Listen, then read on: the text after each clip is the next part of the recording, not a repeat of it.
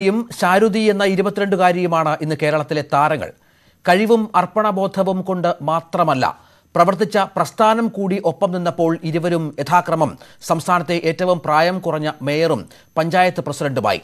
പരിചയസമ്പന്നരെ ഒഴിവാക്കി യുവത്വത്തെ പരിഗണിച്ചപ്പോൾ അത് രാഷ്ട്രീയ എതിരാളികളെ പോലും കൈയടിപ്പിച്ചു. പ്രായക്കുറവ് ഭരണപാഠവത്തെ ബാധിക്കില്ലേ എന്ന് ചോദിച്ചവരുമുണ്ട്. അതേസമയം യുവത്വം വരണം എന്ന് ഓരോ തെരഞ്ഞെടുപ്പിന് മുൻപും മുറവിളി ഉയർന്നതിനപ്പുറം നമ്മുടെ മുഖ്യധാര രാഷ്ട്രീയ പാർട്ടികൾ എത്രത്തോളം പരിഗണന നൽകുന്നുണ്ട് യുവത്വത്തിന്? വാർദ്ധക്യം കടന്നാലും കസേര വിടാത്ത നേതാക്കന്മാരുടെ പെട്ടി പിടിക്കാനാണോ എന്നും യുവത്വത്തിൻ്റെ വിധി? ഈ വിഷയമാണ് അടുത്ത ഒരു മണിക്കൂർ നമ്മൾ ചർച്ച ചെയ്യുന്നത്. മഹിളാ മോർച്ചയുടെ സംസ്ഥാന secretary Smitha Menon, Deepthi Mary Varghese KPCC general secretary, M Vijin CPMന്റെ പ്രതിനിധിയായി, ഒപ്പം ശ്രീ അഡ്വക്കേറ്റ് VN ഹരിദാസ് സാമൂഹ്യ നിരീക്ഷകൻ എന്നിവർ ഈ ചർച്ചയിൽ പങ്കെടുക്കുന്നു. നമുക്കാദ്യം വിജിനിലേക്ക് പോകാം. വിജിൻ, സ്മിത മേനോൻ, ഇവിടെ ഈ നേരത്തെ പറഞ്ഞതുപോലെ രണ്ട് വനിതകൾ കേരളത്തിലുടനീളം ചർച്ചാ വിഷയമാവുകയാണ്. ഏറ്റവും പ്രായം കുറഞ്ഞ മേയറായി 21കാരി തിരഞ്ഞെടുക്കപ്പെടുന്നു. അത് രാഷ്ട്രീയ ഭേദമന്യേ എതിരാളികളെ പോലും കൈയടിപ്പിച്ച ഒരു കാര്യമാണ്. അത് മാതൃകയാക്കേണ്ടതല്ലേ? അത്തരത്തിലുള്ള പരിഗണന രാഷ്ട്രീയ പാർട്ടികൾ യുവാക്കൾക്കും യുവതികൾക്കും നൽകേണ്ട സാഹചര്യമില്ലേ?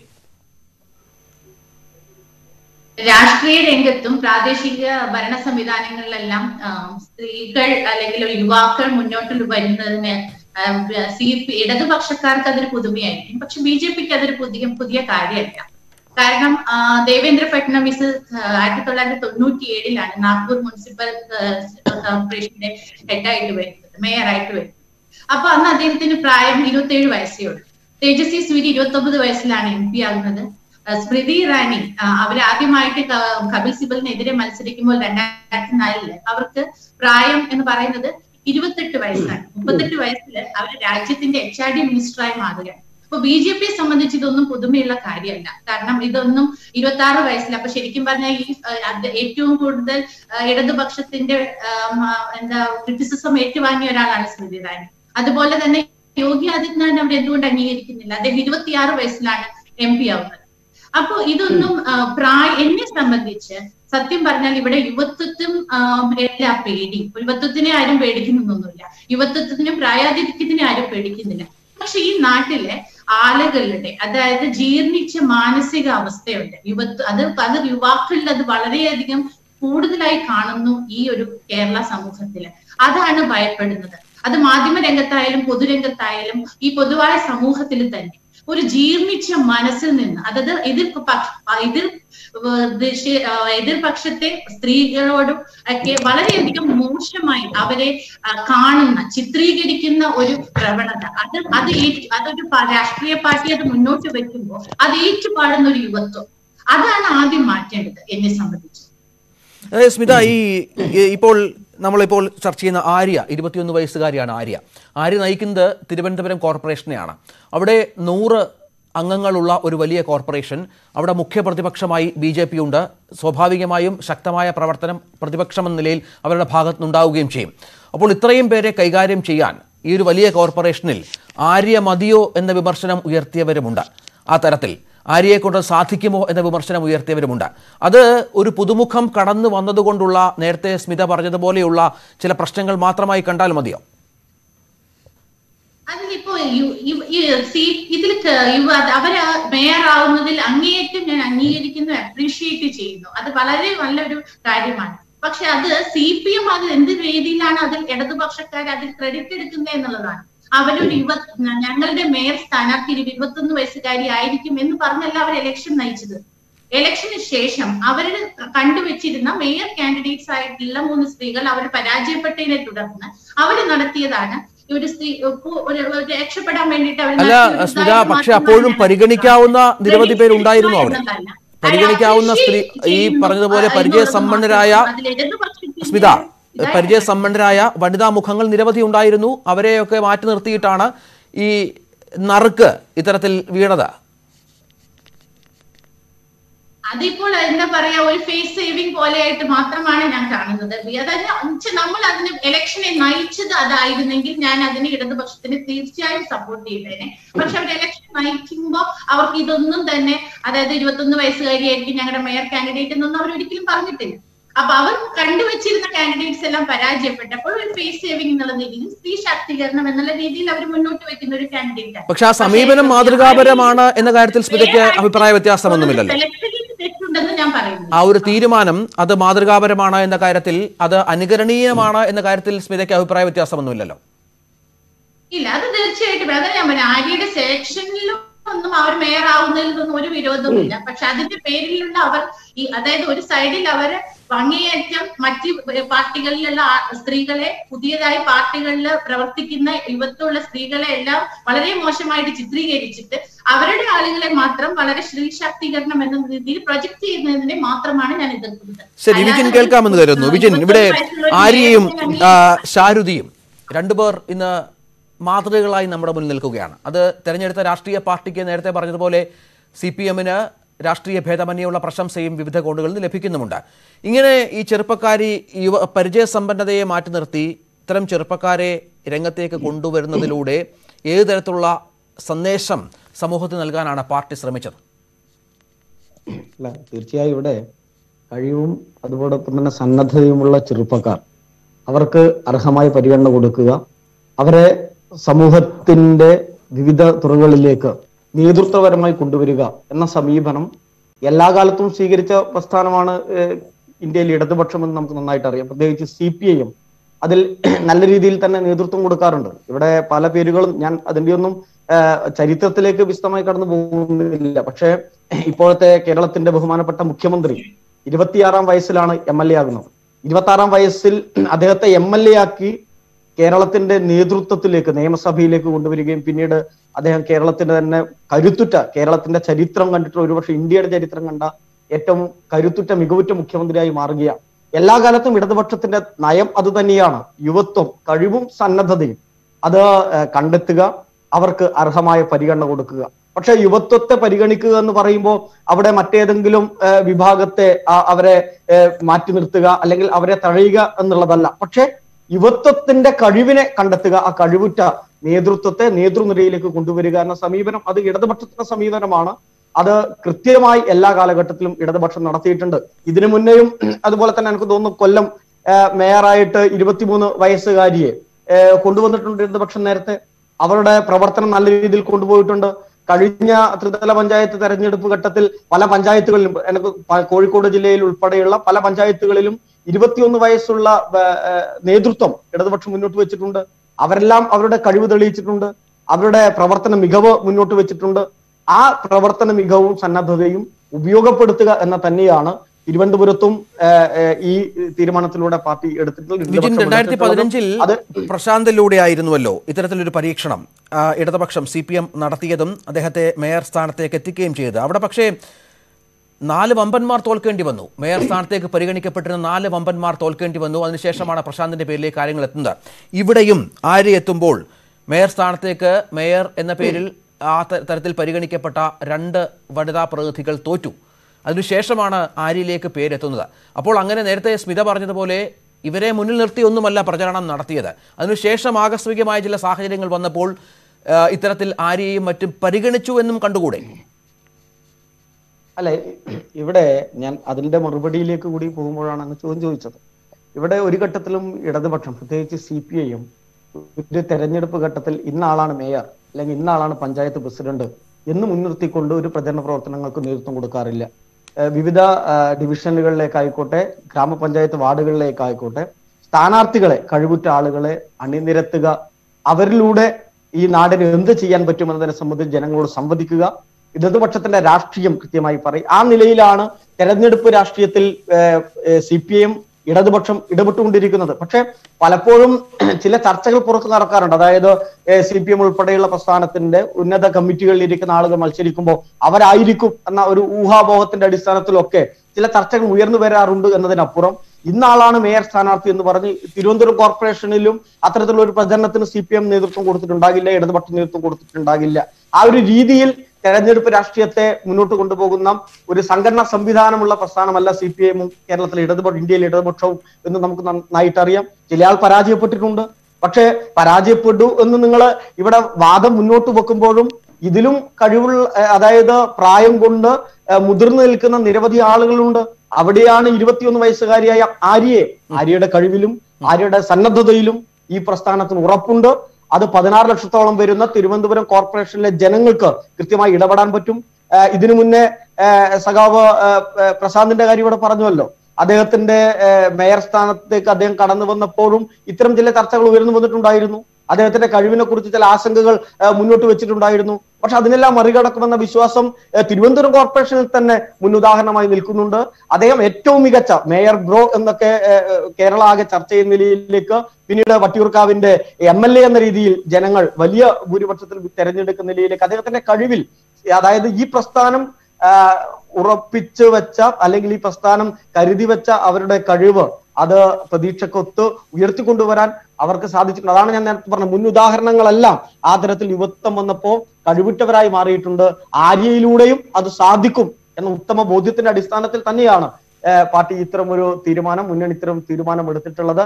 അല്ലാതെ മേയർ സ്ഥാനാർത്ഥി ഇന്ന ആൾ എന്ന് പറഞ്ഞുകൊണ്ട് അവർ പരാജയപ്പെട്ടപ്പോ എന്നതിനപ്പുറം വളരെ ഗൗരവമേറിയ ഒരുപാട് കോർപ്പറേഷനിൽ 52 ഡിവിഷനിൽ നമ്മൾ വിജയിച്ചിട്ടുണ്ടല്ലോ. 52 പേരുണ്ട്. ആ 52 പേരിൽ 21 വയസ്സായ ആര്യക്ക് അതിന് നേതൃത്വം കൊടുക്കാൻ പറ്റും എന്ന ഇടതുപക്ഷത്തിന്റെ ഉറപ്പ് തന്നെയാണ് ഈ നാടിന് മുന്നോട്ട് വെക്കാനുള്ളത്. ശ്രീ അഡ്വക്കേറ്റ് VN ഹരിദാസ്, ഇവിടെ ഓരോ തെരഞ്ഞെടുപ്പുകളിലും യുവജനങ്ങൾക്ക് വേണ്ടത്ര പ്രാധാന്യം രാഷ്ട്രീയ പാർട്ടികൾ നൽകുന്നില്ല എന്ന പരാതി ഉയരാറുണ്ട്.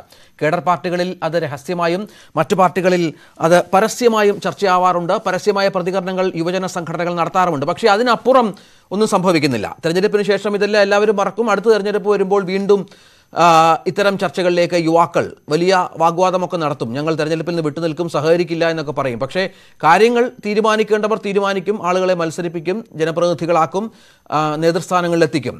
അത്തരമൊരു സാഹചര്യത്തിന് മാറ്റം വരുന്നുണ്ടോ സമീപകാലത്ത്, അതോ പഴയപടി തന്നെ കാര്യങ്ങൾ മുന്നോട്ട് പോവുകയാണോ?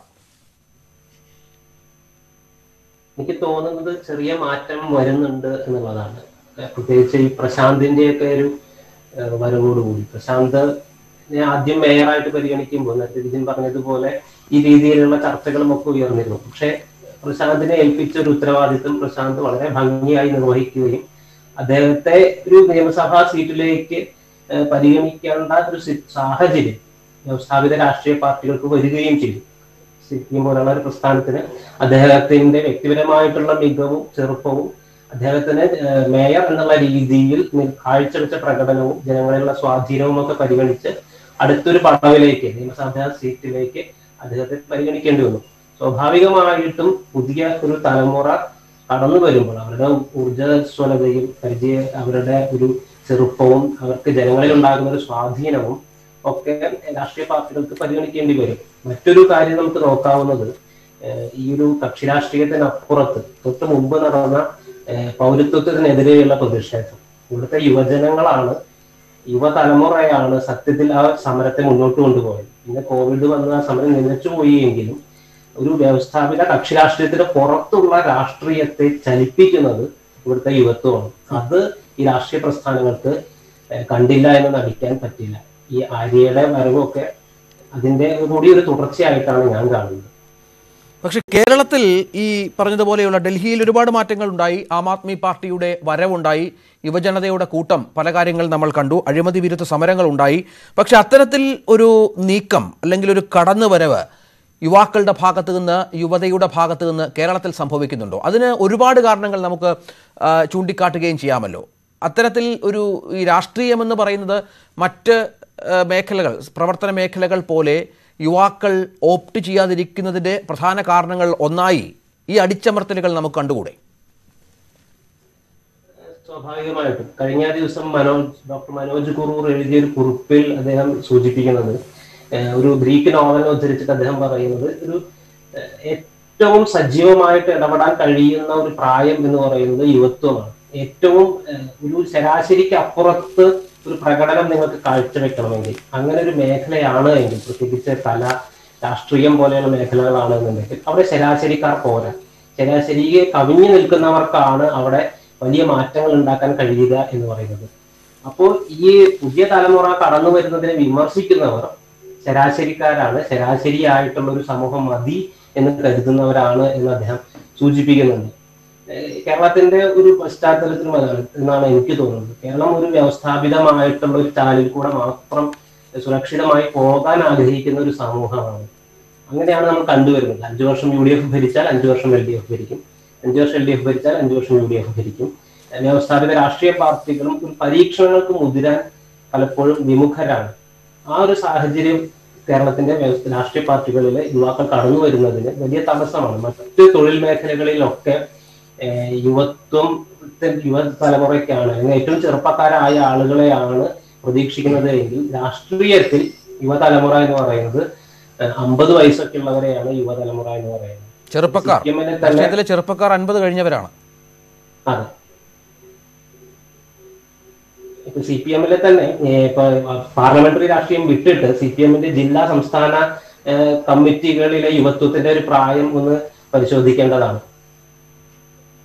എത്ര പേരുണ്ടാകും ജില്ലാ കമ്മിറ്റിയിലേക്ക് എത്താൻ? മുമ്പ് ഇത്രയും ആയിരുന്നില്ല. 40 കഴിഞ്ഞവരൊക്കെ ജില്ലാ കമ്മിറ്റിയിൽ എത്തുക എന്ന് പറയുന്നത് ഇന്നൊരു അത്ഭുതമാണ്.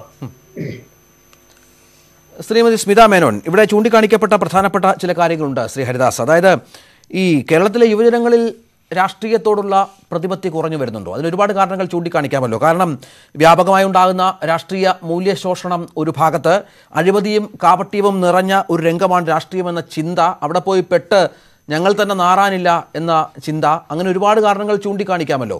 അതിനുള്ള ഒരുപാട് ഉദാഹരണങ്ങൾ നമ്മുടെ മുന്നിലുണ്ട്. അതൊക്കെ വെച്ച് നോക്കുമ്പോൾ പൊതുവേ ഡൽഹിയിലൊക്കെ ഉണ്ടായ വലിയ മൂവ്മെൻറ്റ് പോലെ അഴിമതിക്കെതിരെ, ഒപ്പം ഈ വിവിധ സർക്കാർ നടപടികൾക്കെതിരെയൊക്കെ ചെറുപ്പക്കാർ രംഗത്തിറങ്ങി ഉണ്ടാക്കിയ നിരവധിയായ പ്രക്ഷോഭങ്ങൾ, അത്തരം മൂവ്മെൻറ്റുകളൊന്നും കേരളത്തിൽ സംഭവിക്കുന്നില്ല. ആ ഒരു രാഷ്ട്രീയത്തോടുള്ള പ്രതിപത്തി യുവാക്കൾക്കുണ്ടാകുന്നില്ല എന്ന സാഹചര്യം, അത് താങ്കൾ ശ്രദ്ധിച്ചിട്ടുണ്ടോ? അതിനെക്കുറിച്ച് താങ്കളുടെ അഭിപ്രായം എന്താണ്? അത് ഞങ്ങളെ സംബന്ധിച്ച്, BJP-യെ സംബന്ധിച്ച് പൊളിറ്റിക്കലായിട്ട് യുവാക്കൾ വരുന്നില്ല എന്ന് പറഞ്ഞത് പൂർണ്ണമായി തെറ്റാണ്. ഞങ്ങളുടെ പാർട്ടിയിൽ ഇപ്രാവശ്യം കണ്ടസ്റ്റ് ചെയ്തതിൽ 19 വയസ്സുള്ള കുട്ടികൾ വരെയാണ്. അതായത് വളരെയധികം യൂത്ത്, ഏറ്റവും കൂടുതൽ K. സുരേന്ദ്രൻ പ്രസിഡന്റായി വന്നതിന് ശേഷമുള്ള ഒരു എല്ലാ മീറ്റിങ്ങുകളിലും അദ്ദേഹം പറയുകയുണ്ടായി, കൂടുതൽ സ്ത്രീകൾ രംഗത്തേക്ക് വരണമെന്നും യുവാക്കൾ രംഗത്തേക്ക് വരണമെന്നും. ഞങ്ങളുടെ ജില്ലാ പ്രസിഡന്റുമാര് തന്നെ ഏജ് 50 വയസ്സിൽ താഴെയുള്ള ആളുകളാണ്. അപ്പോൾ ഞങ്ങൾ ആ ഒരു രീതിയിൽ എല്ലാ സ്ഥലത്തും യുവാക്കൾക്ക് പ്രാധാന്യം കൊടുക്കുന്ന ഒരു പാർട്ടിയാണ് ഞങ്ങളുടെ BJP. അപ്പൊ BJP-യുടെ ശരിക്കും നിങ്ങൾ എടുത്തു നോക്കിയാൽ അറിയാം. ഇപ്പൊ ഇദ്ദേഹം കുറച്ചു നേരം മുമ്പ് CPM-ന്റെ പ്രതിനിധി പറയുന്നുണ്ടായിരുന്നു, ഞങ്ങളുടെ എല്ലാ കാലത്തും യുവത്വത്തിന് പ്രാധാന്യം കൊടുത്തിട്ടുള്ളതാണ്. എന്നാൽ അവരുടെ ഈ പറഞ്ഞ പോലെ അസംബ്ലി ഇലക്ഷൻസിനായാലും ശരി, ലോക്സഭ ഇലക്ഷൻസിനായാലും ശരി, അവരുടെ കാൻഡിഡേറ്റ്സിന്റെ പ്രായം ശ്രദ്ധിച്ചാൽ അറിയാം എത്ര വയസ്സുള്ള ആളുകളാണ്. ഞങ്ങളെ സംബന്ധിച്ച് ഞങ്ങളുടെ എല്ലാം, അതായത് ഞങ്ങൾക്ക് എപ്പോഴും ഞങ്ങളുടെ പാർട്ടിയിൽ ഏറ്റവും കൂടുതലുള്ള ഒരു കുട്ടികൾ മുന്നോട്ട് വന്നിട്ടുള്ളത് BJP-യിലെ യുവാക്കൾ മുന്നോട്ട് വന്നിട്ടുള്ള ഒരു പാർട്ടിയാണ് BJP. അപ്പൊ അതിൽ ഈ കേരളത്തിലെ രാഷ്ട്രീയ സാഹചര്യത്തിന്റെ ഒരു ഇഷ്യൂ ഞാൻ പറഞ്ഞുതരാം. ഇതിലേക്ക് വരുമ്പോ ഒരു കാര്യം താങ്കൾ പറഞ്ഞത് ശരിയാണ്. കാരണം അങ്ങേയറ്റം തിക്താനുഭവങ്ങൾ അനുഭവിക്കേണ്ടി വരും. അപ്പൊ ഒരു പേഴ്സണൽ എക്സ്പീരിയൻസ് കൊണ്ട് തന്നെ പറയുകയാണ്. അതായത് നമ്മൾ ഒരു പ്രൊഫഷണലോ അതായിട്ടുള്ള ഒരാൾ ഒരു പാർട്ടിയിലേക്ക് പാർട്ടി തെരഞ്ഞെടുക്കുമ്പോൾ അവരെ പറ്റി, എതിർ സ്ഥാനാർത്ഥിയാണെങ്കിൽ അവരെയും അവരുടെ കുടുംബത്തെയും അവരുടെ വീട്ടിലുള്ള കൊച്ചുമക്കളെ വരെ എങ്ങനെയൊക്കെ രാഷ്ട്രീയ വൈരാഗ്യം തീർക്കാമോ, അവരുടെ അണികളാണെങ്കിൽ അങ്ങേയറ്റം കൂട്ടത്തോടെ സൈബർ അറ്റാക്കുകൾ നേരിടാം. അവർ ഏത് സാഹചര്യത്തിൽ നിന്നും വരുന്നു. പണ്ട് എന്റെയൊക്കെ ഒരു ചെറുപ്പക്കാരൻ ഞങ്ങൾ പറയുമായിരുന്നു, ഒരു നല്ലൊരു ബുക്ക് ഇറങ്ങിക്കഴിഞ്ഞു കഴിഞ്ഞാൽ ഉടനെ കുറെ ആളുകൾ പറയും ആ ബുക്ക് ഒന്നിനും കൊള്ളൂല, അതിന്റെ ഓതർ ഒന്നിനും കൊള്ളൂല എന്ന്. എന്നാൽ വായിച്ചിട്ടുണ്ടോ എന്ന് ചോദിച്ചാൽ ഞാൻ വായിച്ചിട്ടില്ല എന്ന് പറയും. അതേ സാഹചര്യമാണ് ഇവിടെ. ആ സ്ത്രീ ആരാണെന്നോ ആ സ്ത്രീ ഏത് സാഹചര്യത്തിലുള്ള ആളാണെന്നോ ഒന്നും കൂടെ ചിന്തിക്കാതെ തന്നെ അങ്ങേയറ്റം വിഷലിപ്തമായ ഭാഷയിൽ ഒരു കൂട്ടത്തോടെയുള്ള ഒരു ആക്രമണമാണ് എതിർ പാർട്ടികളോട് ഇടതുപക്ഷത്തിന്റെ നേതൃത്വത്തിൽ നടന്നുകൊണ്ടിരിക്കുന്നത് കേരളത്തിൽ. അത് കാണുമ്പോൾ ഭയപ്പാടുണ്ടാകും. നാച്ചുറലി ആണ് അത്. അതെന്താന്ന് പറഞ്ഞാൽ ഞാൻ പൊളിറ്റിക്സിലേക്ക് വന്നത് കൊണ്ട് എന്റെ കുടുംബത്തെ വരെ ഇവർ ഉപദ്രവിക്കുകയാണെന്ന് മനസ്സിലാക്കും. ഇന്നലത്തെ തന്നെ ഒരു കാര്യം പറയാം. എനിക്ക് പാർട്ടിയിലേക്ക് വന്ന ഉടനെ ഇലക്ഷന് എറണാകുളത്ത് 29ാം ഡിവിഷന്റെ ചാർജായിരുന്നു. അവിടെ മത്സരിച്ചത് കോൺഗ്രസിന്റെ മേയർ കാൻഡിഡേറ്റ് ആയ വേണുഗോപാലിനെതിരെ. BJP 3-ാം സ്ഥാനത്ത് 4-ാം സ്ഥാനത്ത് നിന്നിരുന്ന BJP ആണ് 1-ാം സ്ഥാനത്ത് കൂട്ടമായ പ്രവർത്തനത്തിൽ എനിക്കായിരുന്ന ഡിവിഷന്റെ ചാർജ് അങ്ങേയറ്റം, അതായത് 24 hours കമ്മിറ്റ്മെന്റോട് കൂടിയാണ് ഞങ്ങൾ പ്രവർത്തിച്ചത്. ആ സ്ഥാനാർത്ഥി വിജയിക്കുകയും ചെയ്തു. ആ ഞങ്ങളുടെ ആഘോഷത്തിന്റെ ഒരു ഫോട്ടോ കേസരി എന്ന് പറഞ്ഞ അത് പൂർത്തിയാക്കേണ്ടതുണ്ട്. പക്ഷേ ചില സാങ്കേതിക പ്രശ്നങ്ങളുണ്ട്. വിജിൻ ഇവിടെ ചൂണ്ടിക്കാണിച്ച പ്രധാനപ്പെട്ട ഒരു കാര്യം ഈ യുവജന നമ്മൾ അവർക്ക് അവസരം കിട്ടുന്നില്ല എന്ന് പറയുമ്പോഴും അവസരം കുറവാണ് എന്ന് പല ഘട്ടങ്ങളിൽ പറയും. നിങ്ങളുടെയൊക്കെ രാഷ്ട്രീയ പാർട്ടികളെ നിങ്ങൾ ഈ പറഞ്ഞതുപോലെ പ്രശംസിച്ച് എതിരെ പറയാതിരിക്കുമ്പോൾ ഞങ്ങളുടെ പാർട്ടിയിൽ ഞങ്ങൾ കിട്ടുന്നുണ്ടോ എന്ന് പറയുന്നുണ്ട്. പക്ഷേ യാഥാർത്ഥ്യം അതൊന്നുമല്ല. കൂടുതലായും നേരത്തെ ഹരിദാസ് പറഞ്ഞതുപോലെ യുവത്വത്തെക്കാളൊക്കെ ഉപരി പരിചയസമ്പന്നത എന്ന പേരിൽ 50-ന് മുകളിലുള്ളവരൊക്കെയാണ് പ്രധാനപ്പെട്ട സ്ഥാനങ്ങളിലുള്ളത് എല്ലാ രാഷ്ട്രീയ പാർട്ടികളിലും. അതിപ്പോൾ ഏത് പാർട്ടിയായി എടുത്താലും ശരി. പക്ഷേ ഈ യുവാക്കളുടെ ഒരു വരവ്, അവരുടെ രാഷ്ട്രീയത്തോടുള്ള ഒരു പ്രതിപത്തി, അതൊക്കെ വല്ലാത്ത തോതിൽ കുറഞ്ഞു പോകുന്ന ഒരു സാഹചര്യം കേരളത്തിൽ ഉണ്ടെങ്കിൽ അതിൻ്റെ കാരണമായി വിജിനെ ചൂണ്ടിക്കാണിക്കാനുള്ള എന്തൊക്കെയാണ്? അല്ല, ഇവിടെ 2 ഉദാഹരണങ്ങൾ എടുത്താൽ മതി. കേരളം ഈ 4 വർഷങ്ങൾക്കിടയിൽ അനുഭവിച്ച പ്രകൃതി ദുരന്തങ്ങൾ, അതിലൊന്ന് 2 തവണയായി വന്ന പ്രളയമാണ്, ഓക്കിയാണ്. അതോടൊപ്പം തന്നെ ഇപ്പോ ലോകമെമ്പാടും നമ്മളെല്ലാം പോരാടിക്കൊണ്ടിരിക്കുന്ന COVID-19 ആണ്. ഇത്തരം പ്രതിസന്ധി വന്നപ്പോൾ ഒരു ഘട്ടത്തിൽ യുവാക്കൾ എവിടെയുമില്ല, രാഷ്ട്രീയ രംഗത്തില്ല, യുവാക്കൾ ഇടപെടുന്നില്ല. അതിന് പല സാഹചര്യങ്ങളെ കുറിച്ചും നാം ചർച്ച ചെയ്യേണ്ടി വരും. അത് യുവാക്കളുടെ മാത്രം പ്രശ്നമായിട്ട് യുവാക്കളെന്തോ രാഷ്ട്രീയത്തോട് ഒരു അരാഷ്ട്രീയത ഉയർത്തിപ്പിടിക്കുന്നു എന്ന വാദമൊക്കെ കൊണ്ടുവരാൻ പലരും ശ്രമിക്കാറുണ്ട്. പക്ഷേ നാട് ഒരു അപകടത്തിൽപ്പെട്ടപ്പോ യുവാക്കൾ ഒന്നടങ്കം രംഗത്തിറങ്ങിയത് അത് രാഷ്ട്രീയ പ്രവർത്തനം തന്നെയല്ലേ? രാഷ്ട്രീയ പ്രവർത്തനത്തിന്റെ ഭാഗമായി യുവാക്കൾ രംഗത്ത് സജീവമായി കടന്നു വരുന്നു. ഈ തെരഞ്ഞെടുപ്പിൽ ഉൾപ്പെടെ യുവാക്കളുടെ ഇടപെടലുകൾ, ഞാനിവിടെ കക്ഷി രാഷ്ട്രീയം എന്നതിലേക്ക് ഞാൻ ഊന്നിപ്പോകുന്നില്ല. പക്ഷെ എങ്കിൽ പോലും BJPയുടെ ഇവിടുത്തെ പ്രതിനിധി ചില കാര്യങ്ങൾ വിമർശനമായി മുന്നോട്ട് വെച്ചതുകൊണ്ട് മാത്രം ഞാൻ സൂചിപ്പിക്കുകയാണ്. ഇവിടെ ഈ ത്രിതല പഞ്ചായത്ത് തെരഞ്ഞെടുപ്പിൽ ഇതിനു മുന്നേ തന്നെ നിങ്ങൾ ഉൾപ്പെടെയുള്ള മാധ്യമങ്ങൾ നടത്തിയ ചർച്ചയുണ്ട്. അതിൽ യുവാക്കളുടെ ലിസ്റ്റ് എടുത്ത് പരിശോധിച്ചപ്പോൾ ഏറ്റവും കൂടുതൽ യുവാക്കളെ മുന്നോട്ട് വെച്ചത് ഇടതുപക്ഷമാണ്. ഞാൻ അത് ഒരു രാഷ്ട്രീയ സംവാദം എന്നതിനപ്പുറം യുവാക്കൾ രാഷ്ട്രീയത്തിൽ നിന്ന് മാറി നിൽക്കുന്നു എന്ന് വരുത്തി തീർക്കാനുള്ള ബോധപരമായ ശ്രമങ്ങൾ അത് അരാഷ്ട്രീയതയുടെ മറ്റേതെങ്കിലും തലത്തിന്റെ ഭാഗമായിട്ടായിരിക്കും. അത് സമീപകാലത്ത് കേരളത്തിൽ വളരെ ശക്തമായി ഉയർന്നു വന്നിട്ടുണ്ട്. പക്ഷേ നാട് ഒരു അപകടത്തിൽപ്പെട്ടപ്പോ യുവത്വം ഒറ്റക്കെട്ടായി ഇടപെട്ടത് നിങ്ങൾ ഉൾപ്പെടെ മാധ്യമങ്ങളിലൂടെ ലൈവായി കാണിച്ചതാണ്, നിങ്ങൾ ഉൾപ്പെടെ ചർച്ച ചെയ്തിട്ടുള്ളതാണ്. അതുകൊണ്ട് യുവാക്കൾ രാഷ്ട്രീയത്തിൽ നിന്ന് അകന്നു നിൽക്കുന്നു, യുവാക്കൾ രാഷ്ട്രീയത്തിൽ നിന്ന് മാറി നിൽക്കുന്നു എന്ന് പറയുന്നതിനോട് ഒരു തരത്തിലും ഞാൻ യോജിക്കുന്നില്ല. അവർ ആ സേവന പ്രവർത്തനങ്ങളിൽ പങ്കാളികളായി എന്നുള്ളത് ശരിയാണ് വിജിൻ. പക്ഷെ അതിനുശേഷം ഈ രാഷ്ട്രീയ പാർട്ടികൾ ആ രീതിയിൽ പ്രവർത്തിക്കാനും അങ്ങനെ മുന്നോട്ട് വരാനും മറ്റ് സാമൂഹ്യ വിഷയങ്ങളിൽ ഇടപെടാനും ഒക്കെ അവർക്ക് മടിയുണ്ടോ എന്നുള്ളതാണ് എൻ്റെ ചോദ്യം. ഒരു ഘട്ടത്തിലും എനിക്ക് അങ്ങനെ അനുഭവപ്പെട്ടില്ല. കാരണം ഞാൻ DYFIയുടെ ഒരു പ്രവർത്തകൻ കൂടിയാണ് എന്നുള്ളത് കൊണ്ട് ഈ പ്രളയകാലത്ത് ഉൾപ്പെടെ, ഞാൻ ഒരു ഉദാഹരണം പ്രളയകാലം എന്ന് പറയുന്നു എന്നത് മാത്രമാണ്.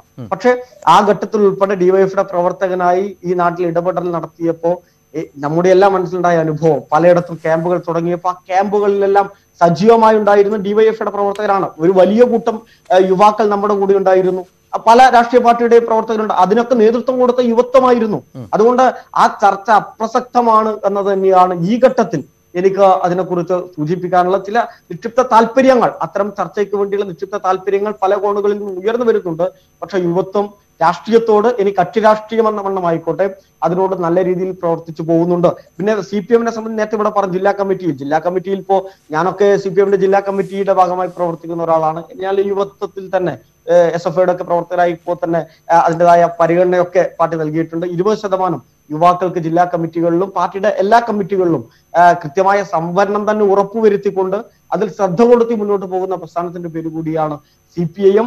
അത് നിയമസഭയിലായിക്കോട്ടെ, ത്രിതല പഞ്ചായത്ത് തെരഞ്ഞെടുപ്പ് ആയിക്കോട്ടെ, അതിലെല്ലാം യുവാക്കൾക്ക് അർഹമായ പ്രാതിനിധ്യം. ഞാൻ ഇത് പറയുമ്പോൾ തന്നെ ഈ ത്രിതല പഞ്ചായത്ത് തെരഞ്ഞെടുപ്പിന്റെ ഘട്ടത്തിൽ ഏറ്റവും കൂടുതൽ പ്രതിഷേധങ്ങൾ ഉയർന്നു വന്നതും ഏറ്റവും കൂടുതൽ രാജിയുണ്ടായത് യൂത്ത് കോൺഗ്രസ് പോലുള്ള പ്രസ്ഥാനങ്ങളിലാണ് എന്നുള്ളതും നാം ഗൗരവത്തിൽ കാണേണ്ടതായിട്ടുണ്ട്. പക്ഷെ അർഹതപ്പെട്ട, കാരണം ഞാൻ ഈ യുവത്വത്തിനു വേണ്ടി എല്ലാം യുവാക്കൾക്ക് കൊടുക്കണം എന്ന് പറയുന്നതിനോടും ഞാൻ പൂർണ്ണമായി യോജിക്കുന്നില്ല. പക്ഷെ അർഹതപ്പെട്ട ആളുകൾക്ക്, കഴിവുള്ള ആളുകൾക്ക് പരിഗണന കൊടുക്കാൻ എപ്പോഴും CPIM-ഉം ഇടതുപക്ഷവും സന്നദ്ധമാകാറുണ്ട്. അത് ഏത് തെരഞ്ഞെടുപ്പിലും വ്യക്തമായി നമുക്ക് കാണുവാൻ സാധിക്കുന്നതുമാണ്. അതിന്റെ ഏറ്റവും ഒടുവിലത്തെ ഉദാഹരണമായിട്ടാണ് തിരുവനന്തപുരം മേയർ സ്ഥാനത്തേക്ക് ആര്യ വരുന്നത് എന്ന കാര്യത്തിൽ. ശരി വിജിൻ. അപ്പം Smitha Menon, Shri advocate V N Haridas തിരിച്ചു വരാം ഒരു ചെറിയ ഇടവേളയ്ക്ക് ശേഷം. ദീപ്തി, ഈ ചർച്ചയിൽ അല്പം താമസിച്ചു പോയി. ദീപ്തി അവിടെ കൗൺസിലർ കൂടിയാണ്, അതിൻ്റെ തിരക്കുകൾ ഉണ്ടാവും, പാർട്ടി മീറ്റിംഗ് ഒക്കെ ഉണ്ടായിരുന്നു. എങ്കിലും ഞങ്ങൾ ഇതുവരെ സംസാരിച്ചുകൊണ്ടിരുന്നത് ഈ യുവത്വത്തിന് നമ്മുടെ രാഷ്ട്രീയ പാർട്ടികൾ എത്ര പ്രാധാന്യം നൽകുന്നുണ്ട്. അത് CPM മാതൃകാപരമായ ഒരു സമീപനം തിരുവനന്തപുരം സ്വീകരിച്ചു. അവിടെ കോർപ്പറേഷൻ മേയറായി 21-കാരിയെ നിയമിച്ചു. മറ്റ് ചില പഞ്ചായത്തുകളിൽ മാത്രത്തിലുള്ള നിലപാടുകളുണ്ട്. നമുക്കിവിടെ കോൺഗ്രസ് പാർട്ടിയുടെ കാര്യമെടുത്താൽ ഇവിടെ ഒരു AK ആന്റണി ആയിരുന്നു ഏറ്റവും പ്രായം കുറഞ്ഞ മുഖ്യമന്ത്രി ഒരു സമയത്ത്. രമേശ് ചെന്നിത്തല പ്രായം കുറഞ്ഞ മന്ത്രിയായി തിരഞ്ഞെടുക്കപ്പെട്ട പാരമ്പര്യം കോൺഗ്രസിലുണ്ട്. ഒപ്പം PK ജയലക്ഷ്മി പ്രായം കുറഞ്ഞ വനിതാ മന്ത്രിയായി കേരളത്തിൽ തിരഞ്ഞെടുക്കപ്പെട്ട ആളാണ്. ഇങ്ങനെ ചില ഒറ്റപ്പെട്ട കാര്യങ്ങൾ ഒഴിച്ചാൽ ഈ സംഭവങ്ങൾക്കൊക്കെ ശേഷം നിരന്തരമായി എല്ലാ തെരഞ്ഞെടുപ്പുകളിലും യൂത്ത് കോൺഗ്രസും മഹിളാ കോൺഗ്രസും ഒക്കെ വലിയ തോതിൽ വിമർശനം ഉയർത്താറുണ്ട് പാർട്ടി നേതൃത്വത്തെക്കുറിച്ച്. യുവാക്കളെ പരിഗണിക്കുന്നില്ല, അല്ലെങ്കിൽ പരിഗണിച്ചു കഴിഞ്ഞാൽ നേതൃസ്ഥാനങ്ങളിൽ എത്താനുള്ള അവസരം ലഭിക്കുമ്പോൾ നിഷേധിക്കപ്പെടുന്നു. വീണ്ടും ഈ പറഞ്ഞതുപോലെയുള്ള പരിചയസമ്പന്നതയുടെ പേരിൽ മുതിർന്ന നേതാക്കളെ പരിഗണിക്കുന്നു. ഇത് കോൺഗ്രസ് പാർട്ടിയിൽ വ്യാപകമായ ഒരു കാര്യം തന്നെയല്ലേ?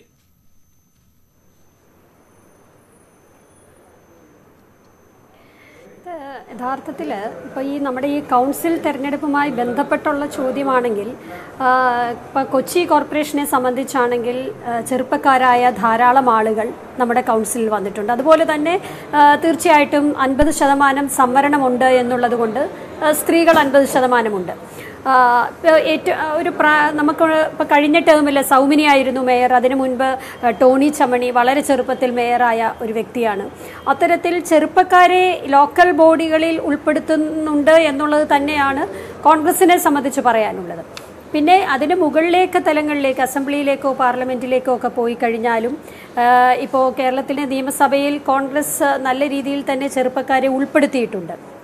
എൻ്റെ അഭിപ്രായം തീർച്ചയായിട്ടും അനുഭവ പരിചയമുള്ളവരും അതോടൊപ്പം തന്നെ പുതിയതായി വരുന്ന ചെറുപ്പക്കാരും എല്ലാം കൂടെ കൂടിയ ഒരു ബ്ലെൻഡാണ് എപ്പോഴും സഭകളിൽ വേണ്ടത്. അത് കൗൺസിലിൽ ആയാലും മുനിസിപ്പാലിറ്റിയിലായാലും നിയമസഭയിലോ പാർലമെൻറ്റിലോ ഒക്കെ ആയാലും. അപ്പോൾ അത്തരത്തിലുള്ള ഒരു പ്രവണത തീരെയില്ല എന്ന് പറയാൻ കഴിയില്ല. പക്ഷേ ചില അവസരങ്ങളിൽ ചെറുപ്പക്കാർക്ക് കുറച്ചുകൂടി അമിത പ്രാധാന്യം വേണമെന്ന് യൂത്ത് കോൺഗ്രസിനെ പോലെയുള്ള സംഘടനകൾ ആവശ്യപ്പെടാറുണ്ട് എന്നുള്ളതൊരു യാഥാർത്ഥ്യമാണ്.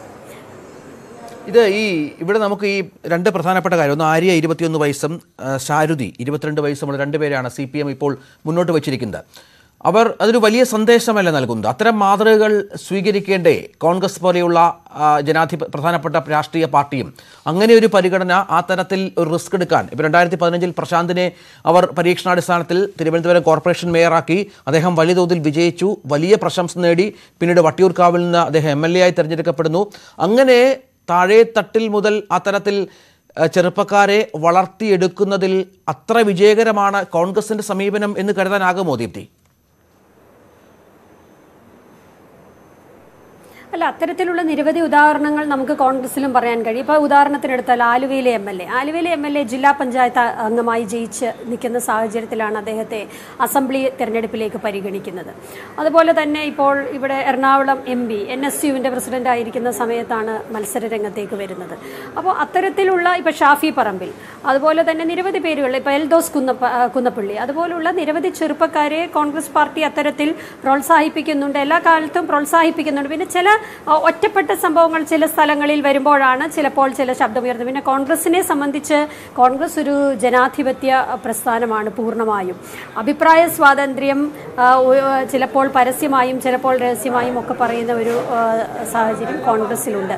അതുകൊണ്ട് തന്നെ പലപ്പോഴും അഭിപ്രായ പ്രകടനങ്ങൾ കൂടുതലായി കോൺഗ്രസിൻ്റെ ഉള്ളിലുള്ള അഭിപ്രായ പ്രകടനങ്ങൾ പുറത്തേക്ക് വരുന്നു എന്നുള്ളതേ ഉള്ളൂ. ഇത്തരത്തിലുള്ള പ്രശ്നങ്ങളൊക്കെ ഒരു എല്ലാ രാഷ്ട്രീയ സംവിധാനത്തിലും ഒരേപോലെ ബാധിക്കും. ഇപ്പോൾ സ്ത്രീകളെ സംബന്ധിച്ച പ്രശ്നമാണെങ്കിലും ചെറുപ്പക്കാരെ സംബന്ധിച്ച പ്രശ്നമാണെങ്കിലും എല്ലാ രാഷ്ട്രീയ പ്രസ്ഥാനങ്ങളിലും പരാതികളോ അല്ലെങ്കിൽ ചിലപ്പോൾ ചില പരിഭവങ്ങളോ ഒക്കെ വരാറുണ്ട് എന്നുള്ളതാണ് യാഥാർത്ഥ്യം. ശരി. ഒപ്പം ശ്രീ ദീപ്തി, ഈ പറഞ്ഞതുപോലെ നമ്മൾ ചെറുപ്പക്കാർക്ക് അവസരങ്ങളില്ല എന്ന് പറയുമ്പോഴും ഈ CPM മുന്നോട്ട് വെച്ച രണ്ട് ചെറുപ്പക്കാരികളും പ്രായം കൊണ്ടും പക്വത കൊണ്ടും സംസാര രീതി കൊണ്ടും സമീപനം കൊണ്ടും ഒക്കെ ഏറെ വ്യത്യസ്തരാണ്. അവരുടെ സംസാര രീതി തന്നെ കേട്ടാൽ 21-കാരി സംസാരിക്കുന്ന പോലെ അല്ല ആരെയൊക്കെ പല ചോദ്യങ്ങൾക്ക് മറുപടി പറയുന്നത്. അങ്ങനെയുള്ള കഴിവുള്ള ചെറുപ്പക്കാരുടെ കടന്നുവരവ് ഈ രാഷ്ട്രീയ രംഗത്തേക്ക് അത് നമ്മുടെ കേരളത്തിൽ കാര്യമായി സംഭവിക്കുന്നില്ല. ഇപ്പോൾ ഡൽഹിയിലൊക്കെ നേരത്തെ ഞങ്ങൾ പറയുകയായിരുന്നു, പ്രക്ഷോഭങ്ങളൊക്കെ നയിക്കുന്നതിൽ വലിയ തോതിൽ അത്തരം ചെറുപ്പക്കാരുടെ സാന്നിധ്യം ഉണ്ടായിരുന്നു. അതിന് ഈ പറഞ്ഞതുപോലെ വിദ്യാഭ്യാസപരമായും ഒക്കെ ഉയർന്ന നിലയിലുള്ള ആളുകളൊക്കെ എത്തുന്ന പശ്ചാത്തലം, രാഷ്ട്രീയത്തിലേക്ക് കടന്നു വരുന്ന പശ്ചാത്തലം മറ്റു സംസ്ഥാനങ്ങളിലുമൊക്കെ ഉണ്ട്. പക്ഷേ ഇവിടെ അത് ആ തരത്തിൽ സംഭവിക്കുന്നില്ല എന്ന പരാതി ദീപ്തിക്കുണ്ടോ?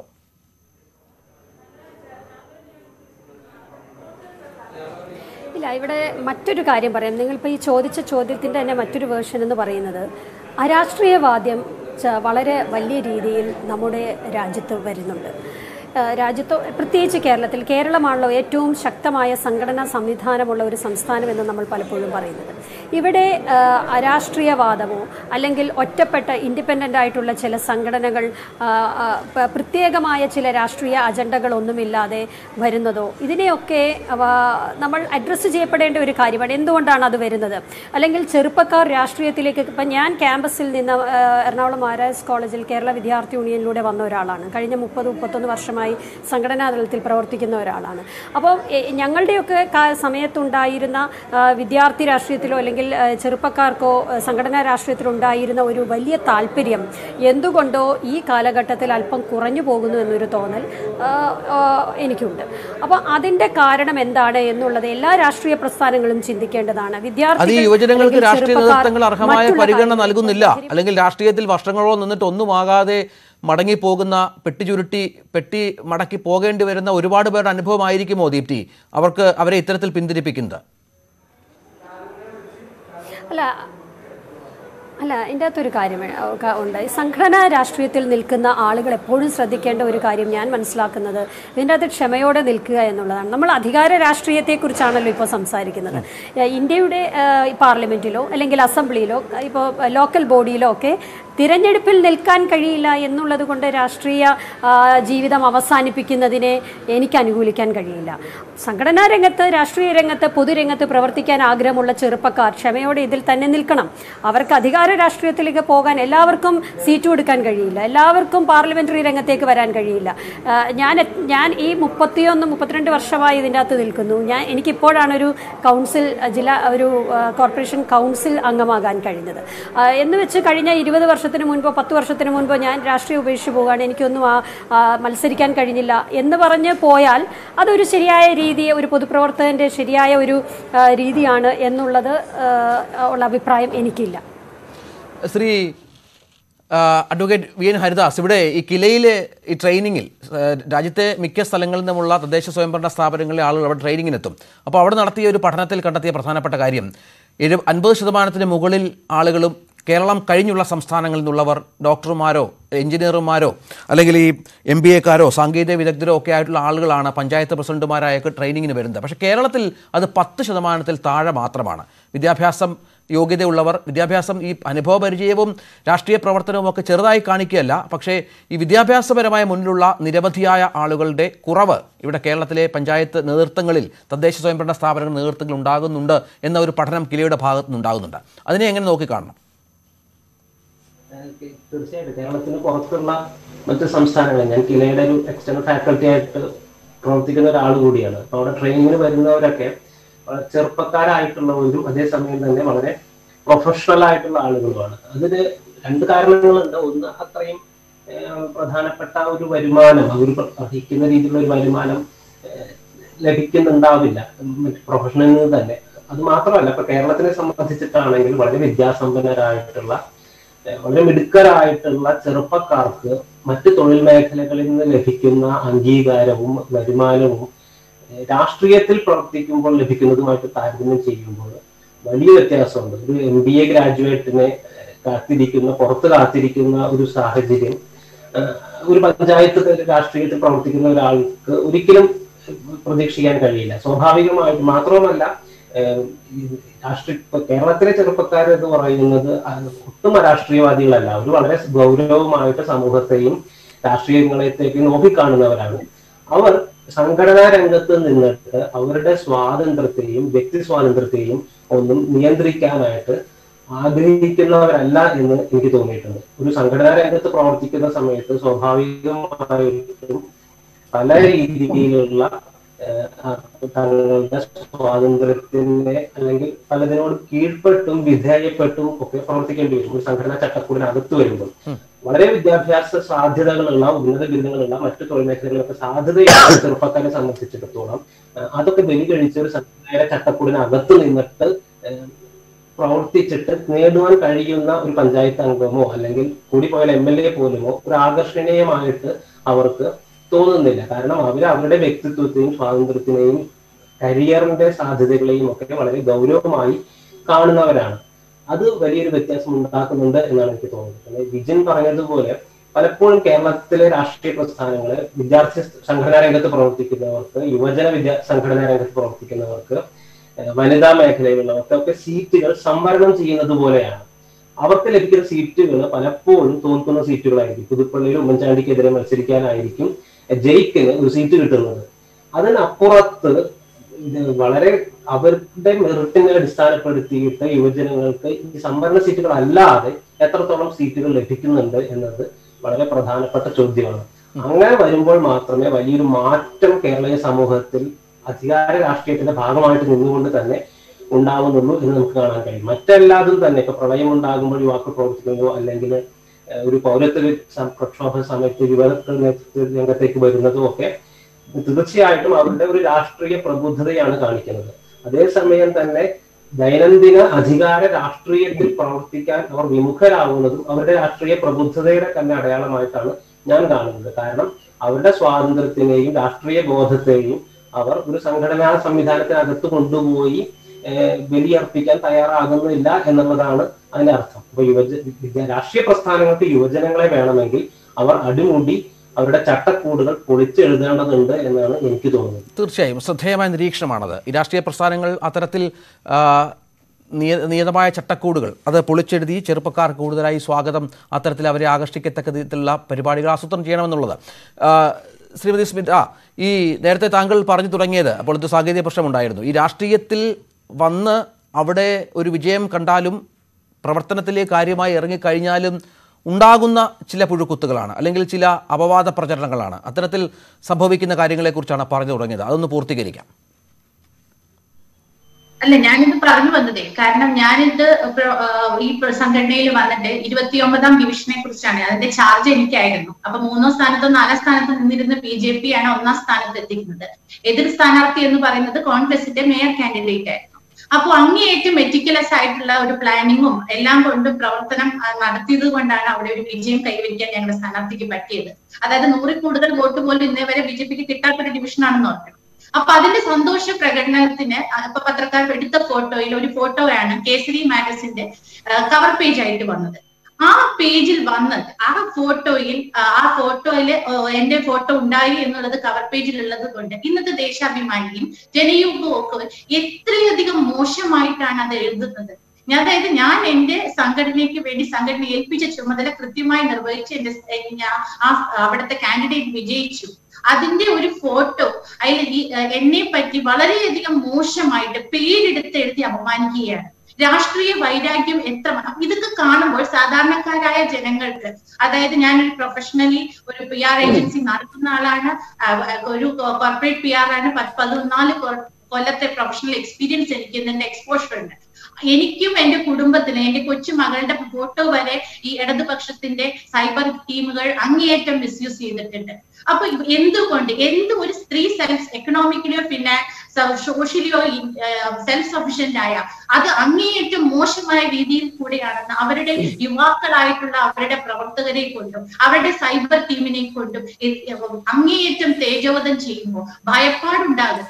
അതുകൊണ്ടാണ് ഞാൻ പറയുന്നത് ഇവിടെ പ്രായമല്ല അധികാരത്തിന്റെ പ്രായമാണല്ലോ അധികാരത്തിന്റെ മാനദണ്ഡം എന്ന് പറഞ്ഞ് ചർച്ച നടത്തുമ്പോൾ പ്രായമല്ല, മനസ്സിന്റെ ഒരു ജീർണിച്ചു പോയ മനസ്സുണ്ടല്ലോ, അതിന് പ്രായ വ്യത്യാസങ്ങളൊന്നുമില്ല. അത് മാറ്റി നിർത്തി ഒരു ഹെൽത്തി ആയിട്ടുള്ള ഒരു പൊളിറ്റിക്കൽ എൻവയോൺമെന്റ് ഇവിടെ ക്രിയേറ്റ് ചെയ്താൽ മാത്രമാണ് കൂടുതൽ ആളുകൾ വരുള്ളൂ. ഞങ്ങളുടെ പാർട്ടിയെ സംബന്ധിച്ച് ഇവിടെ ആരും നേതാക്കന്മാരായിട്ടുള്ള സംഘടനയല്ല, സ്വയം സേവകരാണ്. എല്ലാവരും ജനങ്ങളെ സേവിക്കുന്ന ഒരു സംവിധാനമാണ് ഞങ്ങളുടെ പാർട്ടിയുടെ. അപ്പൊ അതിൽ സ്ത്രീ ശാക്തീകരണമായാലും ജനങ്ങൾ, അതായത് ഒരു കുടുംബനാഥയുടെ പേരിലാണ് റേഷൻ കാർഡുകൾ ഉൾപ്പെടുത്തിയിട്ട് ആർമിയുടെ കമാൻഡിംഗ് ഓഫീസർ വരെ ശ്രീ നരേന്ദ്രമോദിയുടെ കീഴിൽ അങ്ങേയറ്റം സ്ത്രീ ശാക്തീകരണമാണ് രാജ്യത്ത് കണ്ടുകൊണ്ടിരിക്കുന്നത്. അങ്ങോട്ട് യുവാക്കൾക്കുള്ള പ്രോത്സാഹനം. അതുകൊണ്ടാണ് ഞാൻ എല്ലാവരുടെയും പേര് വരെ പറഞ്ഞ കേരളത്തിൽ ഉൾപ്പെടെ 19 വയസ്സുള്ള കാൻഡിഡേറ്റ് വരെ BJP റെപ്രസെന്റ് ചെയ്താണ് വരുന്നത്. അപ്പോ അത് അത്രയധികം സപ്പോർട്ടാണ് ഞങ്ങളുടെ പാർട്ടി കൊടുക്കുന്നത്. ശരി, ദീപ്തിക്ക് പോകേണ്ടതുണ്ട്. അതുകൊണ്ടാണ് ദീപ്തിയുടെ ഒരു ചോദ്യം കൂടി ചോദിച്ച് അവസാനിപ്പിക്കാം. ദീപ്തി, അധികാര രാഷ്ട്രീയം, ദീപ്തി പറഞ്ഞതുപോലെ വർഷങ്ങളായി ദീപ്തി തന്നെ 35 വർഷമായി സംഘടനാ രംഗത്ത് പ്രവർത്തിക്കുന്നു, കോൺഗ്രസ് പാർട്ടി. ഈ സമയത്താണ് ഒരു കൗൺസിലർ ആകാൻ ഉള്ള ഭാഗ്യം ദീപ്തിക്ക് ഉണ്ടായത്. പക്ഷേ അധികാര രാഷ്ട്രീയത്തിൽ നിന്ന് ദീപ്തി ഇത്ര നാൾ അകന്നു നിൽക്കുകയായിരുന്നു. ദീപ്തി നല്ല സമയം മുഴുവൻ പാർട്ടിക്ക് വേണ്ടി പ്രവർത്തിച്ചു.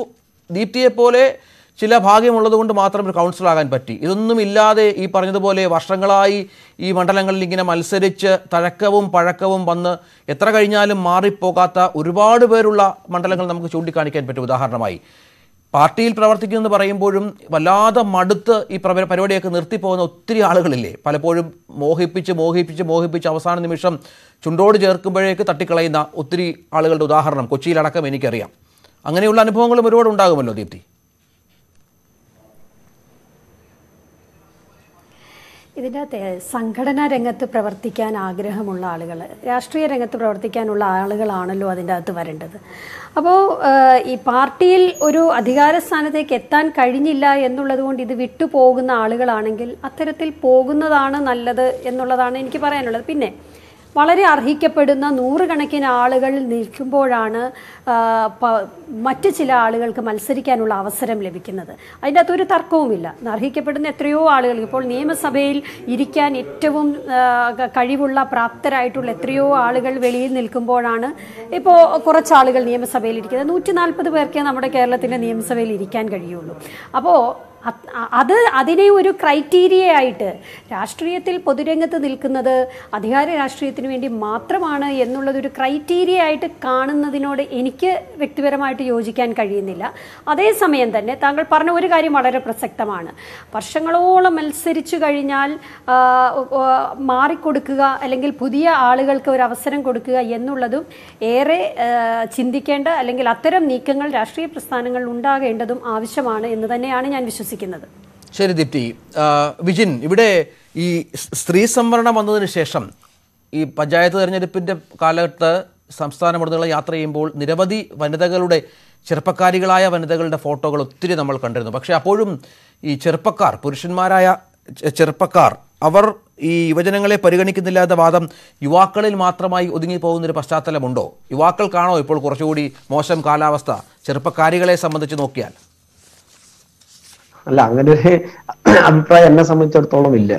കാരണം ഞാൻ ഈ ത്രിതല പഞ്ചായത്ത് തെരഞ്ഞെടുപ്പിനെ ഉദാഹരണമായി എടുത്തു പരിശോധിച്ചാൽ ഇടതുപക്ഷത്തെ സംബന്ധിച്ച് യുവാക്കൾക്കും യുവതികൾക്കും തുല്യമായ പ്രാധാന്യവും അതുപോലെ തന്നെ അവർക്ക് അർഹതപ്പെട്ട സ്ഥാനവും ഒക്കെ ലഭിക്കുന്ന ഒരു സാഹചര്യം ഉണ്ടായിട്ടുണ്ട്.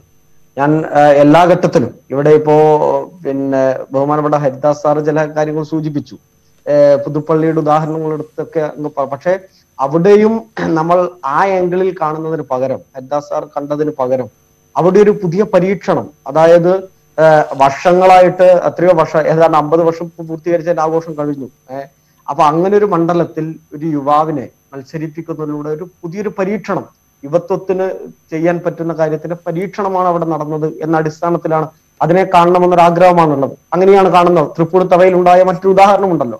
അവിടെ ഡിവൈഎഫ്ഐയുടെ സംസ്ഥാന സെക്രട്ടറിയെ മത്സരിപ്പിക്കുന്നു, അവിടെ അട്ടിമറി വിജയം ഉണ്ടാകുന്നു തൃപ്പൂണിത്തറ മണ്ഡലത്തിൽ. അപ്പൊ അത്തരത്തിൽ യുവാക്കൾക്ക് വലിയ മാറ്റം ഉണ്ടാക്കാൻ പറ്റും എന്ന ഇടതുപക്ഷത്തിന്റെ CPM-ന്റെ നിരീക്ഷണമാണ് കഴിഞ്ഞ നിയമസഭാ തെരഞ്ഞെടുപ്പിൽ പുതുപ്പള്ളിയിൽ ഉൾപ്പെടെ ഉണ്ടായിട്ടുള്ളത്. കേരളത്തിന്റെ ചരിത്രം എടുത്ത് പരിശോധിച്ചാൽ അത്തരം അട്ടിമറി വിജയങ്ങൾ, യുവാക്കൾ അട്ടിമറി വിജയം നടത്തിയത് പലപ്പോഴും ഉണ്ടായിട്ടുണ്ട്. കാസർഗോഡ് നാം കണ്ടിട്ടുണ്ട്. കടന്നപ്പള്ളി രാമചന്ദ്രൻ 26-ാം വയസ്സിൽ പാർലമെന്റിൽ വിജയിച്ചു വരുന്നത് അദ്ദേഹം മത്സരിച്ച ആർക്കെതിരായിരുന്നു എന്നതും ആ മണ്ഡലത്തിന്റെ പ്രാധാന്യവും ഒക്കെ നാം മുന്നേ ചർച്ച ചെയ്തിട്ടുണ്ട്. കേരളത്തിൽ പല സ്ഥലങ്ങളിലും അത്തരം ചരിത്രം ഉണ്ടായിട്ടുണ്ട്. അതുകൊണ്ട് അത്തരത്തിലുള്ള ഒരു പരീക്ഷണം എന്ന അടിസ്ഥാനത്തിലാണ്. തോൽക്കുന്നിടത്ത് യുവാക്കൾക്ക് സീറ്റ് കൊടുക്കുക എന്നതല്ല ഇടതുപക്ഷം മുന്നോട്ട് വെക്കുന്ന രാഷ്ട്രീയം. പക്ഷെ യുവാക്കളിൽ പ്രതീക്ഷ അർപ്പിച്ചുകൊണ്ടുള്ള ഒരു ഇടപെടലും ഒരു പരീക്ഷണവും തെരഞ്ഞെടുപ്പിൽ നടത്തുക എന്നുള്ളതാണ് അത് എല്ലാ കാലത്തും ഇടതുപക്ഷം നടത്തിയിട്ടുണ്ട്. അത് ഈ ഇന്ത്യൻ കമ്മ്യൂണിസ്റ്റ് പാർട്ടിയുടെ കേരള ഘടകത്തിന്റെ രൂപീകരണം മുതൽ ആ ചരിത്രം എടുത്ത് പരിശോധിച്ചാൽ മനസ്സിലാവില്ലേ? ഈ കോഴിക്കോട് വെച്ച് 4 പേർ ചേർന്ന് കേരള ഘടകത്തിൽ രൂപീകരിക്കുമ്പോ EMS പ്രായം 28 വയസ്സാണ്. കമ്മ്യൂണിസ്റ്റ് പാർട്ടിയുടെ കേരള ഘടകം EMS നേതൃത്വം കൊടുക്കും 28 വയസ്സിലാണ്. അതോടൊപ്പം തന്നെ കൃഷ്ണപിള്ളയുടെ പ്രായം 31 വയസ്സാണ്. അതിലുള്ള NC ശേഖരുടെയും K ദാമോദരന്റെയും പ്രായം എനിക്ക് തോന്നുന്നു ഇതിലും കുറഞ്ഞ EMS-നേക്കാൾ കുറഞ്ഞ പ്രായത്തിലാണ് അവർ രണ്ടുപേരും ഉണ്ടായിരുന്നത് എന്നുള്ളതാണ്. അങ്ങനെ ഒരു കേരള ഘടകം രൂപീകരിക്കുന്ന യുവത്വമാണ്. ഇന്ത്യയുടെ ചരിത്രം എടുത്ത് പരിശോധിക്കുക. സ്വാതന്ത്ര്യ സമരത്തിന്റെ ചരിത്രം 23-ാം വയസ്സിലാണ് ഭഗത് സിംഗ് രക്തസാക്ഷിത്വം വരിക്കുന്നത്. അദ്ദേഹത്തിന്റെ ജീവിതത്തിന്റെ അവസാന ഘട്ടത്തിൽ ഉണ്ടായ പോരാട്ടത്തിനപ്പുറം അദ്ദേഹം എഴുതിയ പുസ്തകങ്ങളുണ്ട്, അദ്ദേഹത്തിന്റെ നിരീക്ഷണങ്ങളുണ്ട്, അദ്ദേഹം മുന്നോട്ട് വെച്ചിട്ടുള്ള പലതരത്തിലുള്ള സംവാദങ്ങളുണ്ട്, അതിന്റെ ചരിത്രമുണ്ട്. ലോകത്തിന്റെ ചരിത്രം എടുത്ത് പരിശോധിച്ചു ചെഗുവേരയുടെ ചരിത്രത്തെ കുറിച്ച് നാം പറയാറുണ്ട്. ക്യൂബൻ വിപ്ലവത്തിന് നേതൃത്വം കൊടുക്കുമ്പോൾ ഫിദൽ കാസ്ട്രോയുടെ പ്രായം 32, സോവിയറ്റ് വിപ്ലവത്തിന് ലെനിന്റെ പ്രായത്തെ കുറിച്ച് നാം ചർച്ച ചെയ്യാറുണ്ട്. അത് മലോലയുടെ പ്രായത്തെ കുറിച്ച്. ഒരു യമൻ പെൺകുട്ടിയായ നുജൂദ് അലിയാണ് യമനിലെ പെൺകുട്ടികളുടെ വിവാഹപ്രായം 18 വയസ്സാക്കുന്നതിന് വേണ്ടിയുള്ള പോരാട്ടം തന്റെ 10-ാം വയസ്സിൽ നടത്തുന്നത്. ആ പുസ്തകം നാം വായിച്ചിട്ടുണ്ട്. അപ്പൊ ലോകത്തിന്റെ ചരിത്രം എടുത്ത് പരിശോധിച്ചാലും ഇന്ത്യൻ ചരിത്രം എടുത്ത് പരിശോധിച്ചാലും യുവാക്കൾ നടത്തിയിട്ടുള്ള ഇടപെടലുകൾ അത് ചരിത്രപരമാണ്. അവരുടെ കഴിവുകൾ എല്ലാ ഘട്ടത്തിലും ചരിത്രത്തെ തന്നെ മാറ്റിമറിക്കത്തക്ക രീതിയിൽ ലോകത്തിന്റെ പല കോണുകളിലും ഞാൻ പല രക്തസാക്ഷിത്വത്തെ കുറിച്ചും പല പോരാട്ടത്തിന് നേതൃത്വം കൊടുത്തതിനെ കുറിച്ച് ഞാനിപ്പോ സമയക്കുറവുകൊണ്ട് പരാമർശിച്ചു പോകുന്നില്ല. അവിടെയെല്ലാം യുവത്വത്തിന്റെ സാന്നിധ്യം നമുക്ക് കാണാൻ പറ്റുന്നുണ്ട്. ആ നിലയിൽ കേരളത്തിലും ഇടതുപക്ഷത്തിന്റെ ഭാഗമായി വരുന്ന ഈ പുതിയ തലമുറ അവർ കരുത്തുറ്റവരാണ്, കഴിവുള്ളവരാണ്. ഇടതുപക്ഷം എപ്പോഴും സ്വീകരിച്ച നിലപാടുകൾ അത് തന്നെയാണ്. സ്ത്രീകളെ മുഖ്യധാരയിലേക്ക് കൊണ്ടുവരിക, അതുപോലെ തന്നെ സമൂഹത്തിന്റെ മുഖ്യധാരയിൽ നിന്ന് പിന്നോക്കം നിൽക്കുന്ന വിഭാഗങ്ങളെ കൊണ്ടുവരിക, യുവാക്കളെ പരിഗണിക്കുക. ഇതെല്ലാം എല്ലാ കാലഘട്ടങ്ങളിലും ഇന്ത്യയിലെ ഇടതുപക്ഷം നടത്തിയിട്ടുണ്ട്, പ്രത്യേകിച്ച് CPM നടത്തിയിട്ടുണ്ട്. അത് ആ രൂപത്തിൽ തന്നെ ശക്തമായി മുന്നോട്ട് കൊണ്ടുപോകുന്നതിന്റെ ഭാഗമായി കൂടിയാണ്. സ്മിത മേനോൻ, ഇവിടെ നമുക്ക് ഈ താങ്കൾ പ്രതിനിധീകരിക്കുന്ന രാഷ്ട്രീയ പാർട്ടിയുടെ കാര്യം അത് മാറ്റി നിർത്തി. താങ്കൾ അതിന് ഒരുപാട് പരിഗണന നൽകുന്നുണ്ട് എന്നൊക്കെ പറഞ്ഞു. പൊതുവായി എല്ലാ രാഷ്ട്രീയ പാർട്ടികൾക്കും അങ്ങനെ ഒരു അജണ്ട വേണ്ടതല്ലേ? കാരണം ഒരു കാലപരിധി നിശ്ചയിക്കുക, സമയപരിധി നിശ്ചയിക്കുക, പ്രവർത്തിച്ച് മിടുക്ക് തെളിയിക്കുന്നവർക്ക് കാര്യമായ അവസരങ്ങൾ നൽകുക, അങ്ങനെ ഒരു ചിന്ത അത് മറ്റ് പാശ്ചാത്യ രാജ്യങ്ങളിലുമൊക്കെ ഒരുപാട് പേർ നമ്മൾ കണ്ടാണ്. അധികാര സ്ഥാനങ്ങളിൽ ചെറുപ്പക്കാർ 30-35 വയസ്സിനകത്തുള്ളവരൊക്കെ വരുന്നത് പ്രധാനപ്പെട്ട കേന്ദ്രങ്ങളിലൊക്കെ. അങ്ങനെ ഒരു അജണ്ട, അങ്ങനെ ഒരു സിസ്റ്റം ഈ രാഷ്ട്രീയ പാർട്ടികൾ എല്ലാവർക്കും ഉണ്ടാവേണ്ട ഒരു കാലഘട്ടം കൂടിയല്ലേ ഇത്?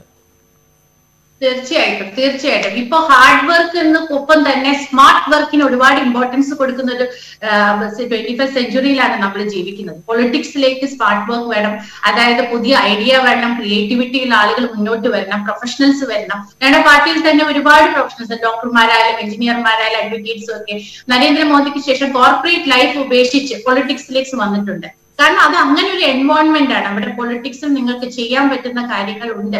നിങ്ങൾ മുന്നോട്ട് വന്നു കഴിഞ്ഞാൽ ഇനിയുള്ള ഇതുവരെ നമ്മൾ കണ്ടുവന്നിരുന്ന ഒരു കൺവെൻഷണൽ സ്റ്റൈൽ ഓഫ് പൊളിറ്റിക്സ് മാറ്റിവെച്ച് പുതിയ രീതിയിൽ എല്ലാവരും വെൽക്കം ചെയ്യുന്ന രീതിയിൽ ഒരു ഹെൽത്തി പൊളിറ്റിക്സ് ഇവിടെ ഉണ്ടാക്കാൻ പറ്റുമെന്ന് പറയുന്നത് തന്നെയാണ്. ആ ഒരു സന്ദേശം രാഷ്ട്രീയ ഭേദമന്യേ എല്ലാ പാർട്ടിക്കാർക്കും അത് മുന്നോട്ട് വെക്കാവുന്നതാണ്. അതിന്റെ തുടക്കമാണ് ഞങ്ങൾ ഈ പ്രാവശ്യം ചെയ്തത് പോലും.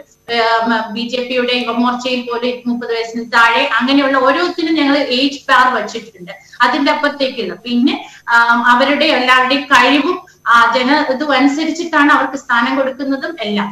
അപ്പൊ ഒരു ഹെൽത്തി എൻവയോൺമെന്റ് ഇവിടെ ഉണ്ടാകണം എന്നുള്ളതാണ് എനിക്ക് പറയാനുള്ളത്. എല്ലാ പൊളിറ്റിക്കൽ പാർട്ടികളിലും അത് ഉണ്ടാകണം. കൂടുതൽ ആളുകൾ ഈ പൊളിറ്റിക്സിലേക്ക് വരാനുള്ള ഒരു അവസരം അവർക്ക് കൊടുക്കണം. അവർക്ക് അതിനുള്ള ഒരു സാഹചര്യങ്ങൾ നിങ്ങൾ സൃഷ്ടിക്കണം. അത്രയും പറയാം. ശ്രീ VN ഹരിദാസ്, ഇവിടെ ഈ പ്രധാനപ്പെട്ട 3 രാഷ്ട്രീയ പാർട്ടികളുടെയും പ്രതിനിധീകരിച്ചവർ അവരുടെ പാർട്ടികളെ ന്യായീകരിച്ചുകൊണ്ടുള്ള അഭിപ്രായ പ്രകടനങ്ങളാണ് നടത്തിയത്. അങ്ങനെ നമുക്ക് അവരവരുടെ പാർട്ടികളുടെ ഭാഗമായി പറയുമ്പോഴും അങ്ങനെ നോക്കിക്കാണാവുന്നതാണോ നമ്മുടെ പൊതുവെയുള്ള സ്ഥിതി? ഈ പറഞ്ഞതുപോലെയുള്ള പരിഗണന, ഈ പറഞ്ഞതുപോലെയുള്ള രീതിയിൽ യുവാക്കളെ ആ രീതിയിൽ വളർത്തിക്കൊണ്ടുവരിക, കഴിവുള്ളവരെ മുന്നോട്ട് കൊണ്ടുവരിക, അധികാര സ്ഥാനങ്ങളിൽ എത്തുക എന്ന രീതിയിൽ മാതൃകയായി കാണിക്കാവുന്ന രാഷ്ട്രീയ പാർട്ടികൾ ഏതെങ്കിലും നമ്മുടെ രാജ്യത്തുണ്ടോ?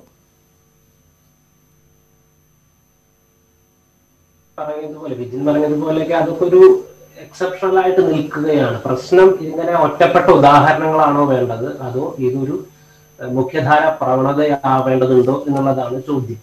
അങ്ങനെ ചോദ്യം വരുമ്പോൾ ഈ നമ്മൾ കണ്ട ആളുകളൊക്കെ ഇവരൊന്നും വ്യവസ്ഥാപിത അധികാര രാഷ്ട്രീയത്തിലല്ല ഇടപെടുന്നത്. രാഷ്ട്രീയത്തിന് പുറത്തുള്ള വ്യവസ്ഥാപിത അധികാര രാഷ്ട്രീയത്തിനോട് എതിർക്കുന്ന രാഷ്ട്രീയ സമരങ്ങളിലാണ് ഇന്ന് യുവാക്കൾ യുവജനങ്ങൾ ശക്തമായിട്ട് ഇടപെടുന്നത്.